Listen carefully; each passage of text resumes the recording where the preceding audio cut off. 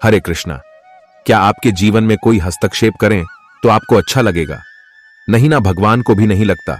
और विशेषकर जब यह भगवान और उनके प्राप्त के मध्य की बात हो तो किसी की नहीं सुनता, चाहे वह बड़े से बड़ा कोई महान विद्वान पंडित जानते हैं। जी बात भगवान ने स्वयं अपने कार्य द्वारा बताइए, रेट नहीं जानते। अच्छा जानना चाहते हैं।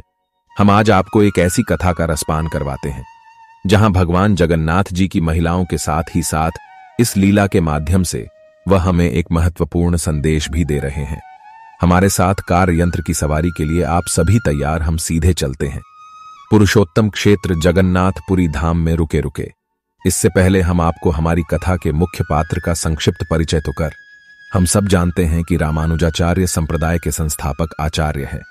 इतना ही नहीं, वे एक महान वैष्णव आचार्य होने के साथ साथ अत्यंत विद्वान जनों ने अपने कालखंड के दौरान विशिष्ट अतिथिवाद सिद्धांत का प्रचार किया था और तीव्रता से शंकराचार्य के मायावाद का खंडन भी किया था। उन संपूर्ण में भ्रमण करते और अनेक विद्वानों के साथ तर्क वितर्क करते और अंत में हर स्थान पर अपने अद्वितीय ज्ञान और विद्वत्ता से वैष्णव संप्रदाय का सिद्धांत स्थापित करते थे।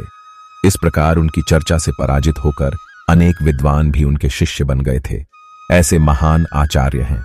आज की हमारी कथा थे उस समय की बात है जब हमारे भारत भ्रमण के दौरान काशी से होकर पुरुषोत्तम क्षेत्र से जगन्नाथपुरी धाम में पधारे ही था, पर उन्होंने भगवान श्री जगन्नाथ बलदेव सुभद्रा जी के भव्य और दिव्य विग्रह के दर्शन किए बनाने भगवान जगन्नाथ को साक्षात स्वयं पर यह देखकर उनके सागर में भगवान जगन्नाथ जी के प्रतिभाव की लहरें उठने लगी।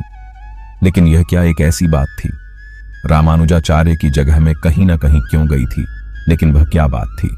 अब देखिए, श्री संप्रदाय के संस्थापक आचार्य और इतने विद्वान होने के कारण रामानुजाचार्य सभी नियमों का पालन करने और करवाने में एकदम निपुण थे। उन्होंने कुछ ही समय में देख लिया कि पुरी में भगवान जगन्नाथ जी की जो पूजा अर्चना की जा रही थी उसमें थोड़ी गड़बड़ थी। इसका अर्थ यह है कि जगन्नाथ जी की मिश्रित पद्धति से हो रही थी। उसमें वैदिक परंपरा के आधार पर भारत पर आक्रमण किस नियम का पालन नहीं हो रहा था। देखा तूने, बिल्कुल भी अच्छा नहीं लगा। पढ़ाई है कि इतने बड़े आया है। भगवान की पूजा विधि में छोटी सी गलती को भी कैसे माफ कर सकते थे। राम मंदिर की सभी पुजारियों को बुलाया और उनकी कृतियां 7 महाविष्णु पुराण के अनुसार ही उन्होंने इस बात को स्वीकार करने से मना कर दिया।